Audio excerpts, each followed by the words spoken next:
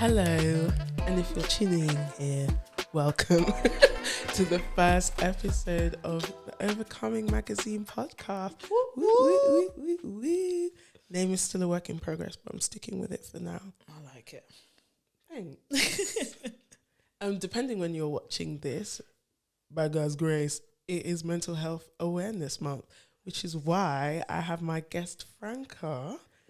Hello. Hello. Soon to be Dr. Franca.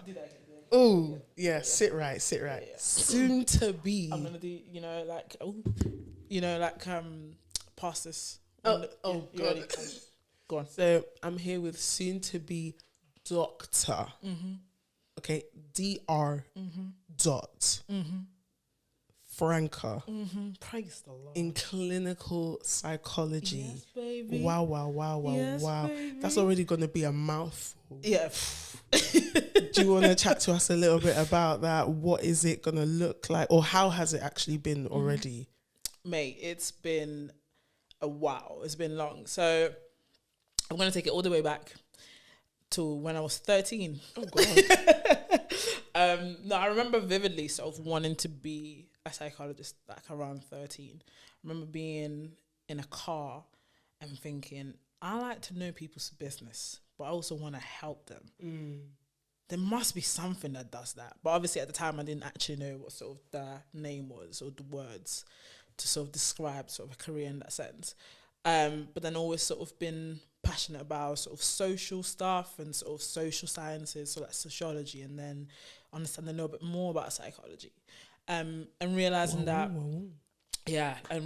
actually psychology is quite a vast sort of subject, and sort of clinical is more specific when it comes to sort of mental health specifically. But there's different types of psychology. So there's psychology about linguistics and how we learn to speak. There's psychology behind sort of the motor in how in which our brain receives information and how eyes blink and all of that kind of stuff. Oh, mad. There's psychology around sleep and all of that kind of stuff. And all of that is great, but I know, like, I knew I wanted to work around sort of mental health, I think, from my second year at uni. Wow. So that was 2016. And it's 2023 now. Hey, it's been a long Bit journey. of a time ago. That's almost 10 years, bro. Been a long journey. By the time I finish, it would be 11 years. Jesus Christ. 11 years. He sustained you through it, child. God.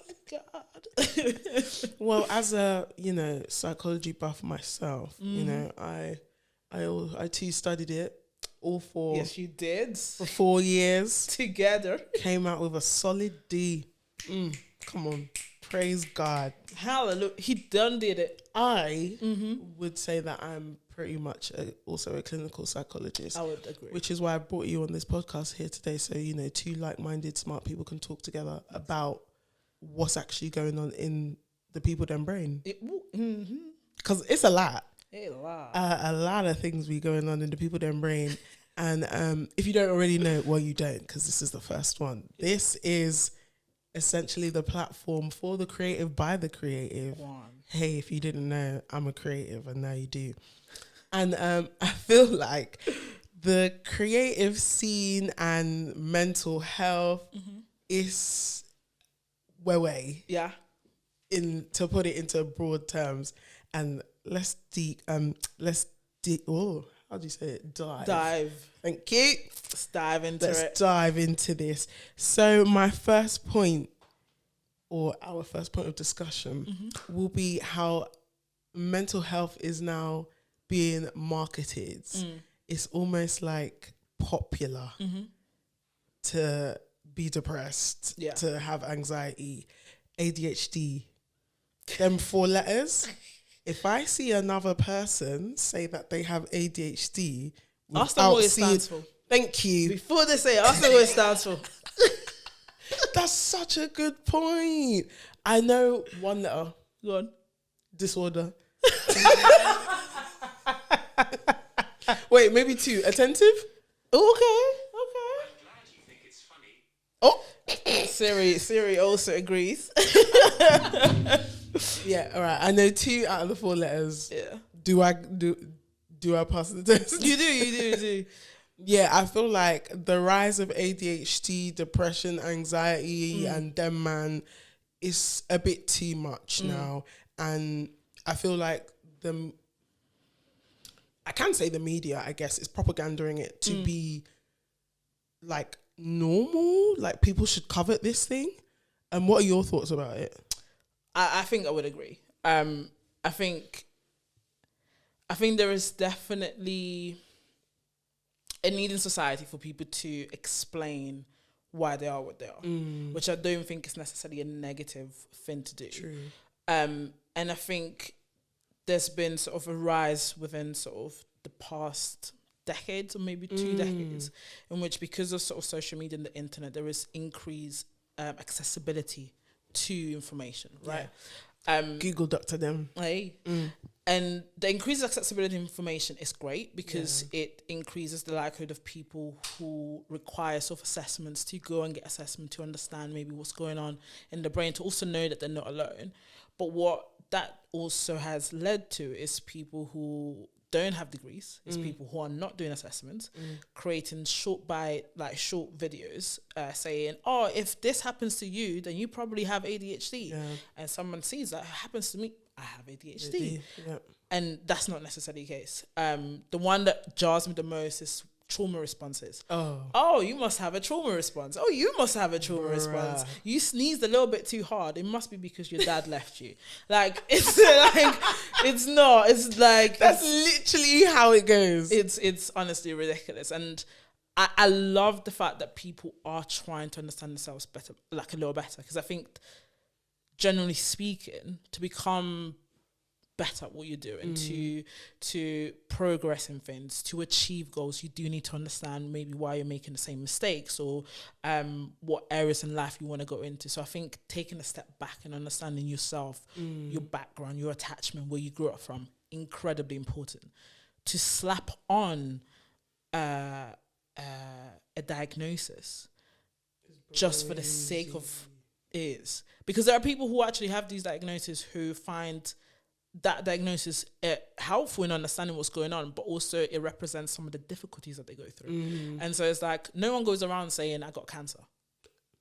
Do you know what I mean? No, like unless you bald-headed, you can't help that one. No, but like, you don't have a headache and so start writing on the internet, I got a tumor. Bro. Do you know what I mean? Like, well, this day and age. Yeah, we don't know. That part. Moment of silence. And I think when it comes to mental health, it used to be first stigmatized. Yeah. As in like, oh, you're seeing a therapist? Oh God, don't talk to them. Scary. They're mad. Scary. And now it's, oh, badge of honor. Oh, yeah, I'm seeing a therapist. Yeah. I'm doing that. Ain't you seeing a therapist? Why ain't you seeing a therapist? Second moment of silence. Not everybody's mind is broke. Well, to an extent, but not broke the way that your mind be broke. Exactly. And I think seeing a therapist isn't necessarily, I guess, to sort of fix a broken mind.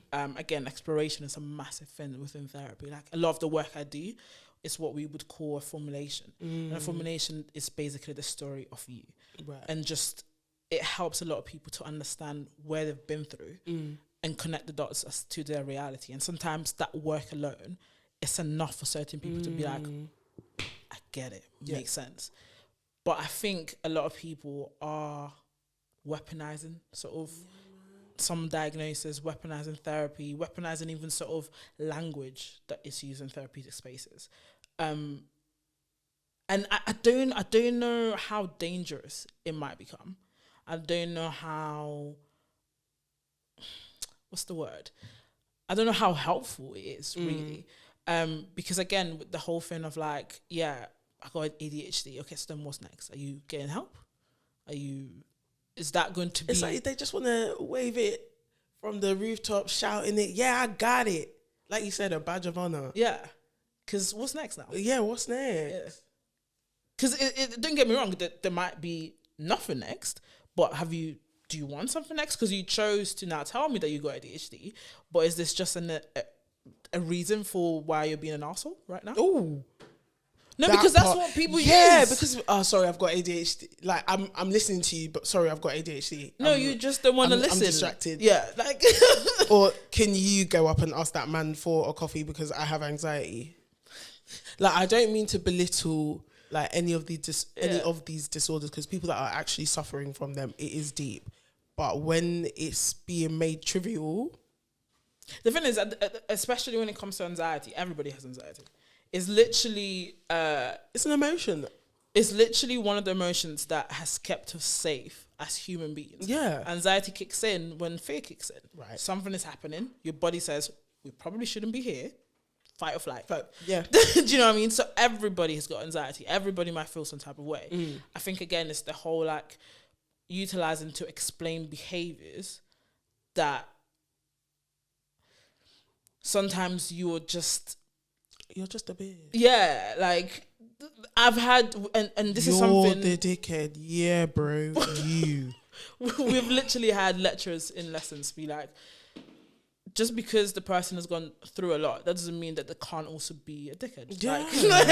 Like it's not... You're just an arsehole. Yeah, like... Do you remember Love Island? There was the guy who had ADHD. Which one? There's so many. So many. I want to say the most recent one, or like one that I didn't watch it. Yeah. That was rubbish. Yeah, and there were two guys and they were bullying like people. Oh. And then when one of the guys decided to leave, his family sort of wrote a statement. Oh, what was his name? I don't remember. Yeah, the one that was in love with Gemma. Yeah. Yeah.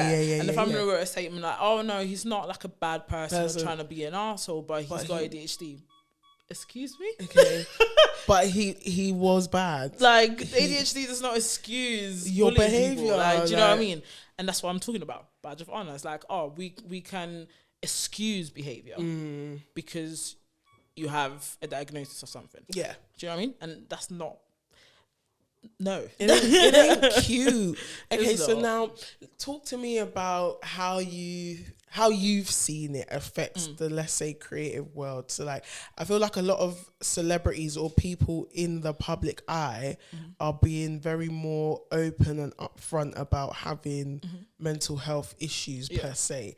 But then what do you think about the way in which they're displaying it? Would you say, from what you've seen, is it healthy how they're handling it, or is there a little bit more to the picture? I think we've seen a little bit of both. I'm gonna use sort of like big celebrities just because obviously their life is out there, so it doesn't feel like I'm intruding on anyone's sort of personal business. But like, for example, Selena Gomez, right? Okay. Selena Gomez went through a lot in a period of time, to the point where she experienced sort of a psychotic break. Yeah. So she went away for, I don't remember how long. It was a periodically amount of time. Yeah. And she went away and got the help and support. And upon return, sort of mentioned, this is what happened. Yeah. The causes of this was X, Y, and Z.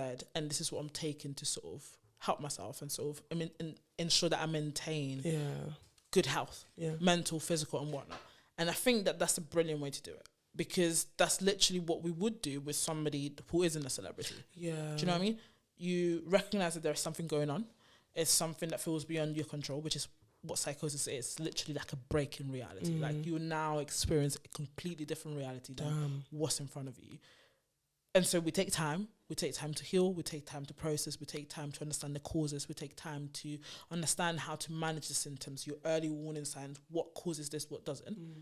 And once you feel ready, you re-enter sort of society and you engage with people, and I'm going to use a cuss word in a sense, but you maintain boundaries about, you know. Oh, not boundaries.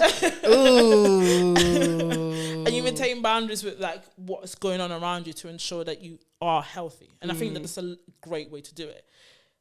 I've seen other ways it's been done, and I can't necessarily think of specific celebrities, but where it would be... George Bush hates black people. You're mad. Now I feel a celebrity. Do you know, actually, I feel so bad for him, actually. Do you know what? I feel so bad for him. This is a stand account right here. We stand for Kanye. Nobody can touch my nigga West, okay?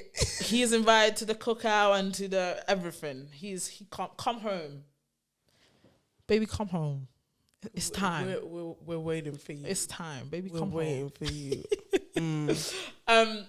So I'm going to talk about Kanye in a sec, because I think his is a completely different thing. And when we actually did what happened to him, it's actually a lot. But I think there are other celebrities that are sort of flippantly sort of mentioned on social media. And when I say celebrity, I might even not be referring to necessarily Hollywood or singers. I'm just talking about maybe someone social figures. Yeah. Who flippantly say, "Oh, I got this and I got that." Yeah. And sometimes it comes across, at least for me, that the way it's been said isn't to just inform that, okay, like there might be times maybe when I'm away from my socials and not or whatnot, but more so like, again, like seeking something from the public. Like, I want you to respond to give this. Me some like, compassion. Yeah. Which is fine if you're seeking compassion, but it's also like social media can be such a detrimental place that seeking compassion from socials, where that part, do you know what I mean? Where a lot of other people also going through a lot, and now you're saying this, and it kind of feels like maybe it's an attention-seeking behavior, or maybe it's help-seeking behavior, and you're doing it on socials where things can be misinterpreted, things can be taken away out of context, and it's a lot, and it doesn't feel like the most adaptive way, like the most sort of pro-social or even helpful way towards yourself if you are truly going through these things. Yeah. Do you know what I mean? Because it doesn't feel like you are, again, cussword, putting any barriers, putting any sort of protective behaviors around you to be able to withstand what's already like difficult on social media. Exactly. Do you know what I mean? So like sometimes when I see that, it does feel like, I mean, I don't want to sort of disagree that maybe this is happening to you, but are you doing it more so because you just want some clout? Yeah. Like you've been away and now you kind of need to make it back into the news. Yeah, make yourself relevant. Do you know what I mean? That part. Which is difficult. It's very difficult because it's like, I need to have compassion because you're going through a lot, but it's also like, okay, what do you actually want here? Like, what was the reason? Do you know what I mean? What was the reason? Legit. Sometimes I see some people's posts and I'm like, I hear it. Sorry that your dog died. What's that got to do with me? Socials is like, yeah, socials. Right. Socials. Sorry. It's all right. Yes. But with regards to Kanye, yeah, talk to me about I initially was like, shut this man up. Like, what is he talking about? Like, please let him stop talking. Y'all was hating on him. I him. was hating on him. I don't hate on socials though. You would never find my name on any social. Hey, some of y'all people's husband be up in there. Ooh, commenting, shock, horror, commenting back, commenting back to young lady. You should be busy with something else. Find something to do with your time. Get a hobby. Yeah, read a book. Hey, or learn how to. Ooh, read a book. That part. No, but Kanye, I feel bad for how I felt initially when things were going on, because at first it just felt like, again, it's the whole aspect of, are you just being an arsehole? So I felt, because Kanye has always been very sort of vocal about things and very like yappy, and this is from the start of his career, it just felt like it's Kanye being Kanye, like, please shut him up. Yeah. But as things were going on, you could really see that this man is having a mental breakdown, and it's happening in front of everybody. And we're having less compassion towards him. Yeah, man. Because of his past, because of who he has always presented to be. Yeah. It's like, if a strong black woman is now to break down, we tend to have less compassion because like, she's supposed to be strong. Please rewind and remove that dirty adjective. No. I said that on purpose though. Because it's the whole aspect of she's a strong black woman.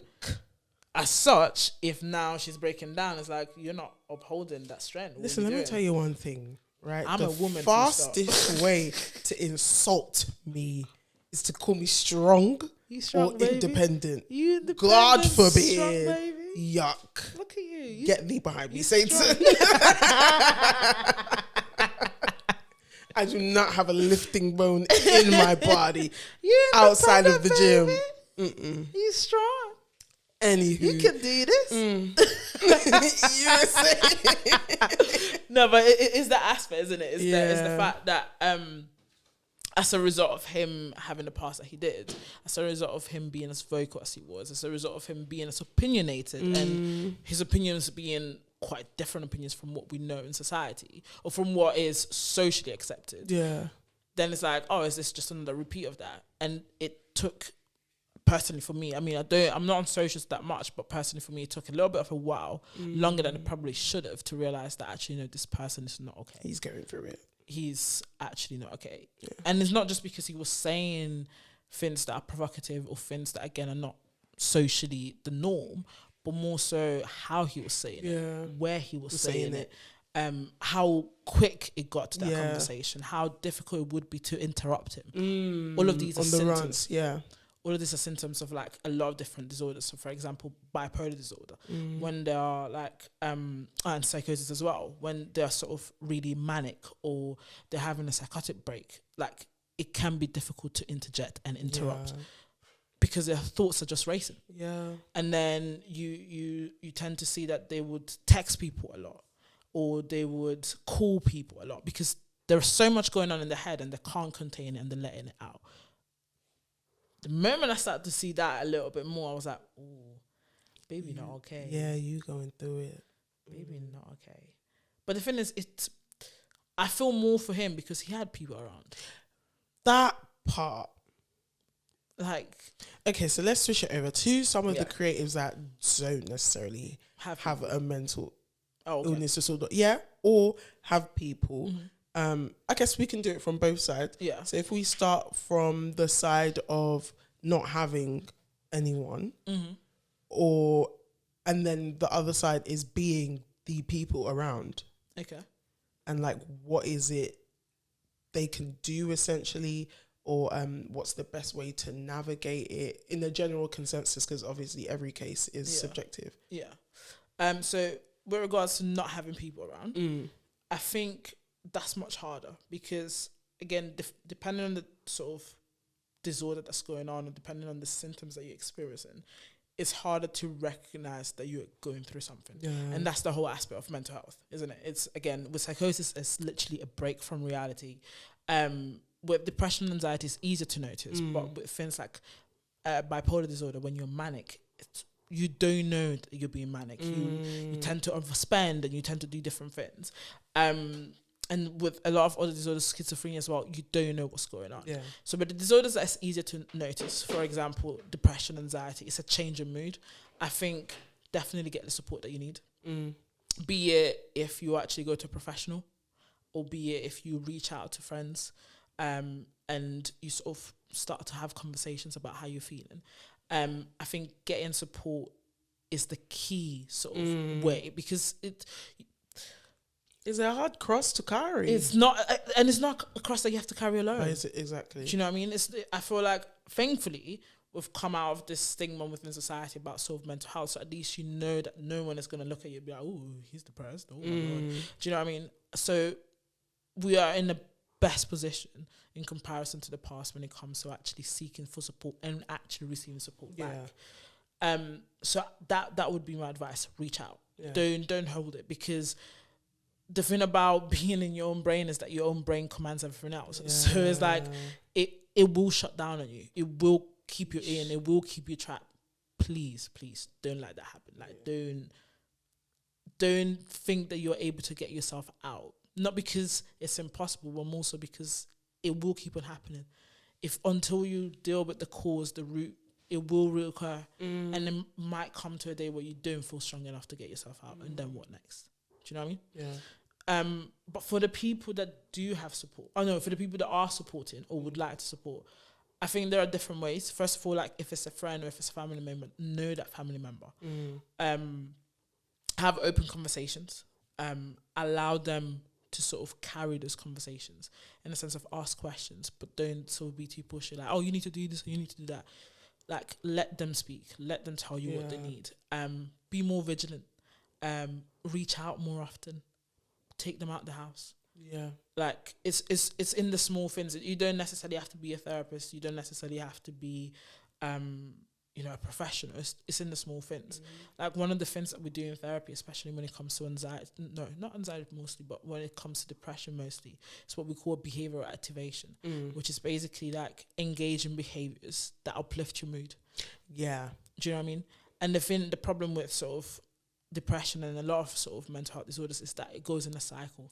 Yeah, man. So if your mood is down, you have less motivation to do stuff, so you don't do the stuff, and because you don't do the stuff, your mood remains down, and that continues. It's actually mad, you know. When I think back to like my depressive episodes, or just the depressive episodes, let me take that initiative. It's not mine. The one, Yeah. It's like you do things that are like inevitably your fault, but you can't get out of the cycle. So yeah, like he said, you start having those thoughts. There ain't really anyone about. I'm sad. Now that I'm sad and there's no one here, I don't want to leave my house. I'm a bit hungry. Then you order food. Damn, I'm broke. I don't have money to be ordering food, but I need something to make me happy. Yeah, That's literally. deep. And it goes in a cycle and continues to go and go. And there are different sort of forms of therapy. Yeah. One of the ones that I dislike the most but use the most is called sort of cognitive behavioral therapy. Yeah, it's not for me. I think I've ho, ho, ho, ho. But the reason why I dislike it is because of, in a way, what cognitive behavioral therapy sort of tells the person. It kind of tells you that it's your fault. Yeah. It says change Which your is thinking. true to an extent. No, I disagree Really? wholeheartedly. I don't think so. The thing about mental health is that we can look at it at different points. We can look at it biologically, socially, and psychologically. If we look at it biologically, your brain is literally producing less serotonin. Yeah, that part. Not your fault. Yeah. You can't do anything about that. You don't even know what's happening. Do you know what I mean? Socially is, again, that reduction in activities, that reduction in things that are happening around you, that reduction in motivation. Psychologically is then the thinking that goes behind it that then impacts your emotions and impacts your behavior. We can't take one and sort of put blame on that and ignore the rest. That's true. Do you know what I mean? That's true. So that's why What's it's like the nature-nurture argument? Yeah. that's why I struggle with using cognitive behavioral therapy solely. There's a different type of therapy that I think is so much better, which is called acceptance and commitment therapy. ACT. It's fantastic. I recommend for anybody who sort of needs the support. If you pay, Franca will give you a personal session. Sign up to my Patreon. No, but soon come. Soon come.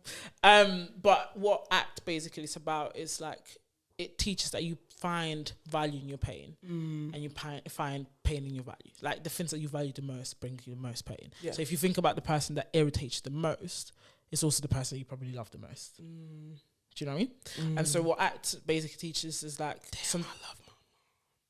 And yet.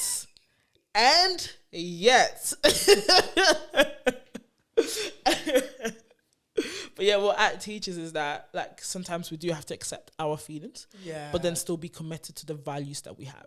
Oh my God, yeah, that's what I've been doing. See, I'm so self-aware, guys. I'm basically a qualified psychologist. That D in psychology. Yeah. You they were wrong. I ate that. But that's what it teaches, and I think it pushes so much more into sort of, I don't feel good today, but I know I got a goal and a value. So what can I do to work more towards that? Exactly. ACT talks about sort of away behaviors and towards behaviors. The away behaviors are more the behaviors in which we're moving away from our goals, like staying in bed and not eating and not working out, or whatever it is. Literally self-sabotage. Literally. Whereas the towards behaviors are more the behaviors that take you towards your goal. So say, for example, your goal is to be healthier. It would be eating healthier, going out for a walk and all of that kind of stuff. God. And so... that's what our therapist. So I think we should see. Yeah, but yeah, so it's like it's that, and so if you notice that somebody's going through a lot and you haven't heard from them, and sort of things are going wrong, not wrong, but it's different from how it usually is. Reach out, call them more often. Is everything okay? Yeah, and even if they say yes, if you know them quite well, go to their house. Baby, yeah, that. I mean, I wish you live about 3 hours away. Yeah. And vice versa. third moment silence.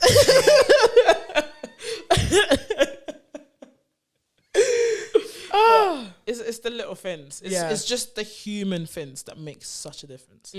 Just be human. I feel like that's almost a good segue into talking about like different personality types and whether that sort of applies to all of them. Because Franca's the type of friend that used to send me, it would literally be so random, hey, take this test. And it would be like, and I'm like, what's this? And she's like, I want to find out what type of attachment you have. Do you have abandonment issues? Like, okay.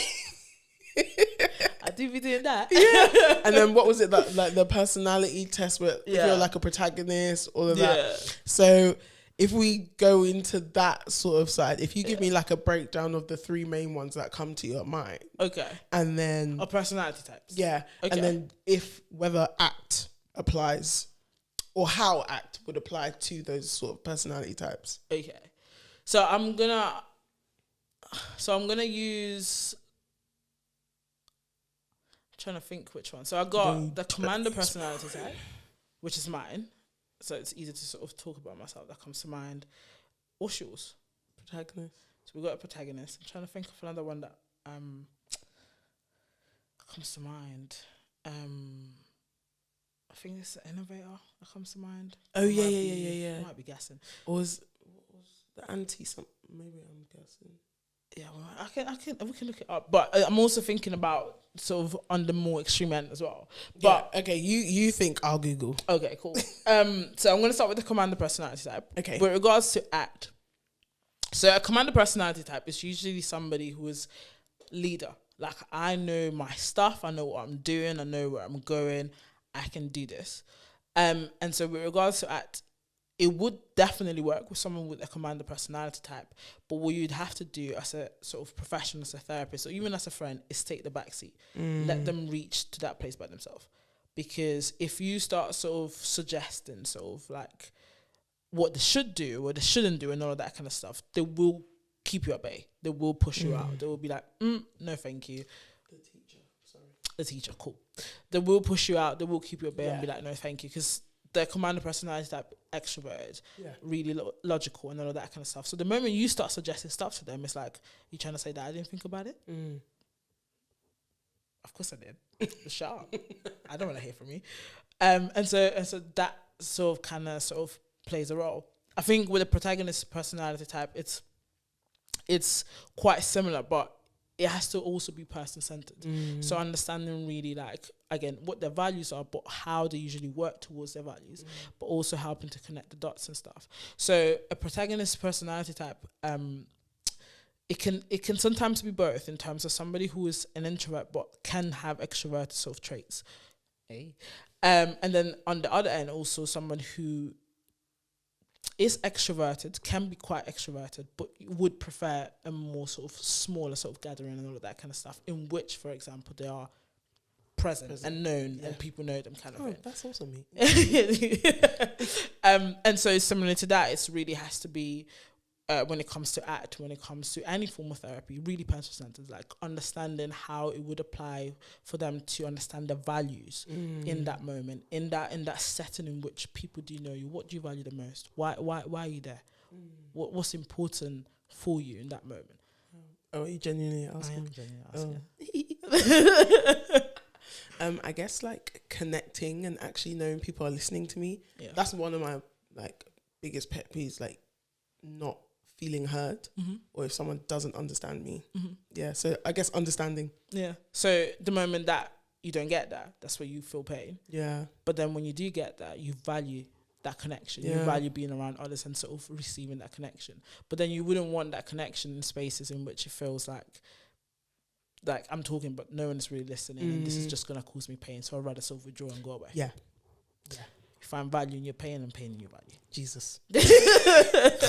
Literally. So it's like, again, it's the beauty about therapy, in my opinion, is just the exploration of this. Yeah, and really so like, look at that. Like, now we see why in that interaction you felt really dismissed. Why you'd never want to go back to that room again, because no one was listening.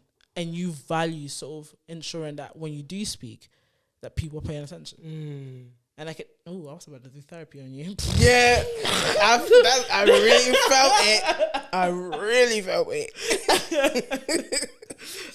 Now me being a guinea pig, chat. Hey, on your own podcast. On you my own dang podcast. You might as well. They need to know who that's listening to. All right, go ahead. I can be transparent. Can be transparent. I can. Okay. So what I was gonna say is, like, I can imagine that there might have been times in your childhood in which you didn't feel listened to. Yeah, I'm the youngest. I knew that, so but I can imagine that happened quite often. Yeah. And so again, that whole pain and valuing your pain. So when you do go outside, and I know, for example, these are things I know about you, so it's not really therapy, it's more so me connecting the dots. Yeah. So the formulation thing that I mentioned at the start is you have really like good connections with friends. And the good friends that you have is people that you do feel like you can talk to and they're listening and enjoying. And so you're able to, you start to get that outside. Yeah. And I can imagine as a teenager, we knew each other, but I didn't know you. Yeah. But I can imagine as a teenager, you sort of preferred being outside a lot more and being with your friends a lot more because you got that tick from there that you weren't getting at home. Yeah. And so when you would go home, you probably would retreat. Yeah. Lived in my room. Exactly. Yeah. Because there is no point of me being out there because the needs that I have are not being met. And I know they're being met outside, so I'd rather spend time outside. And if I have to be here, I will not engage. Yeah. 100%.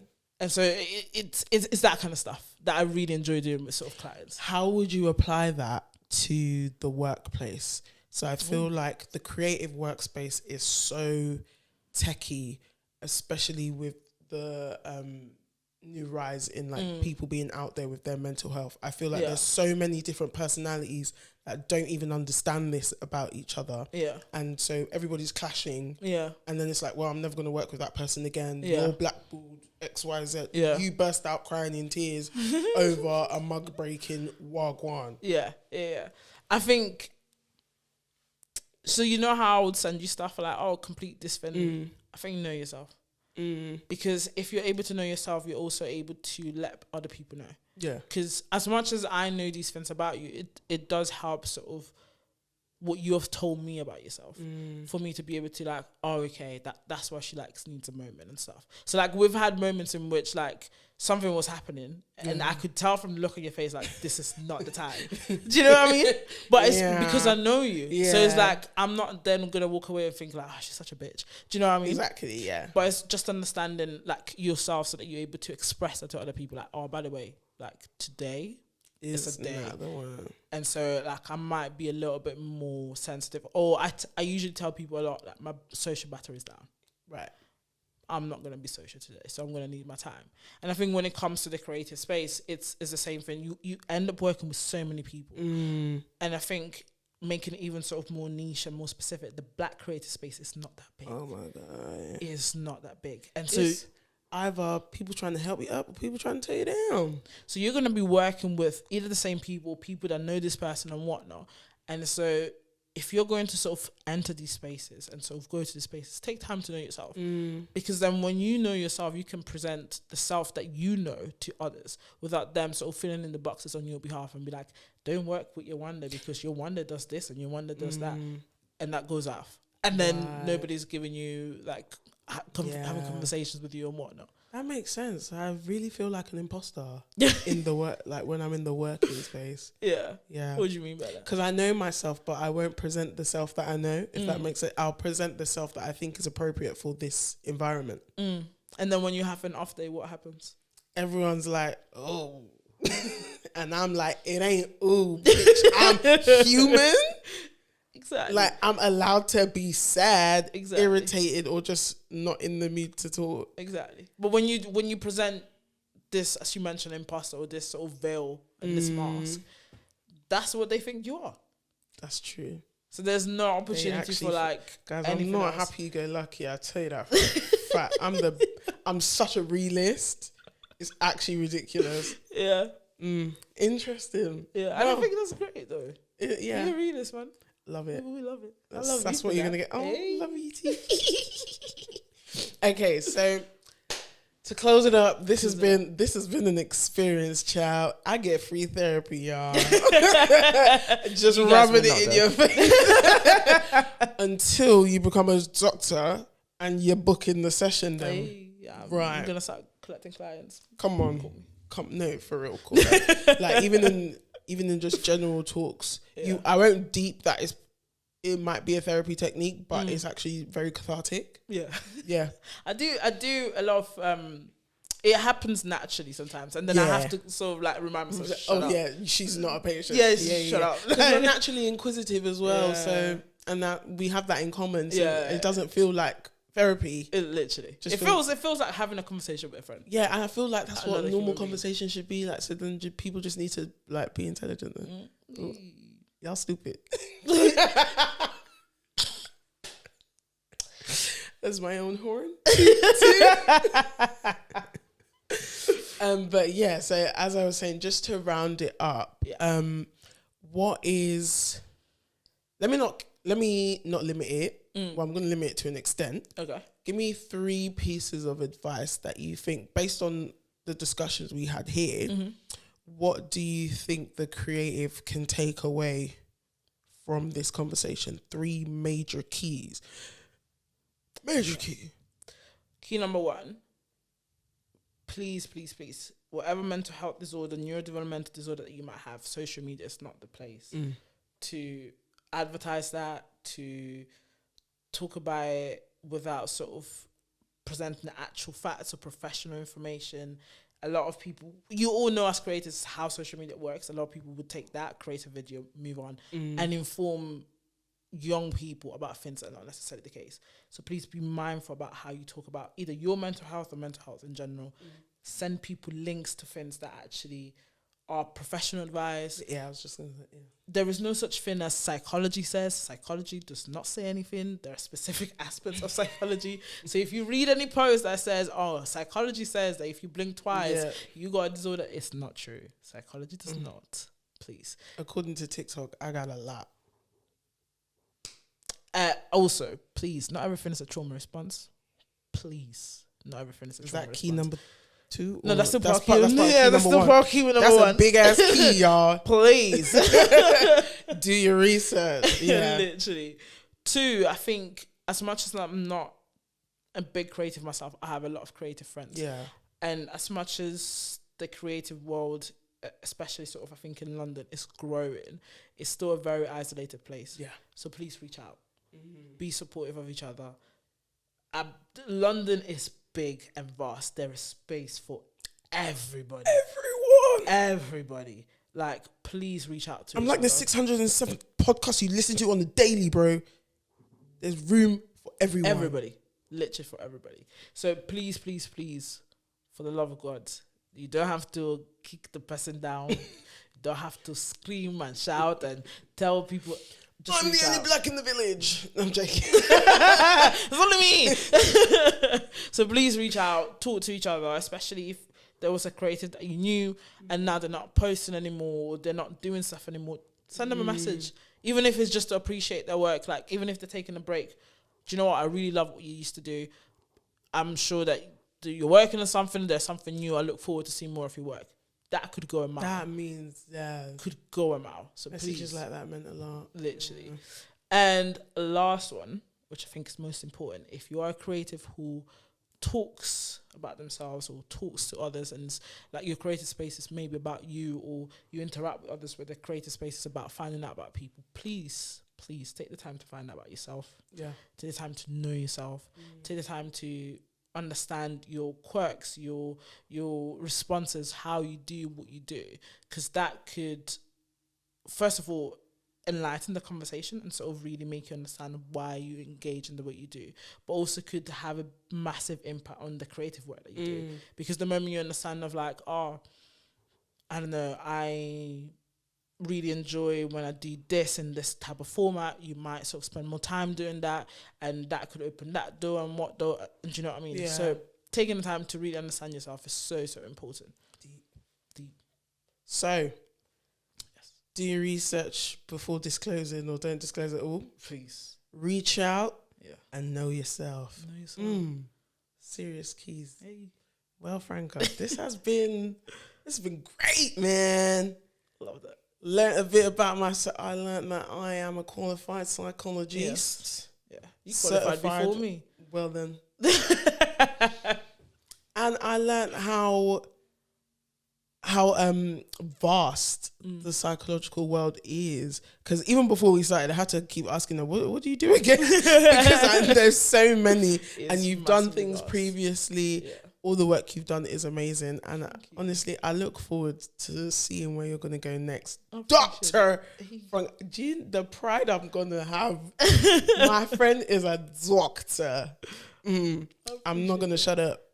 Yeah. So guys, I hope you enjoyed this interview. Watch this space for Franca. And watch this space for me. Please follow Overcoming Magazine on all its socials. Subscribe to the newsletter for exclusive content.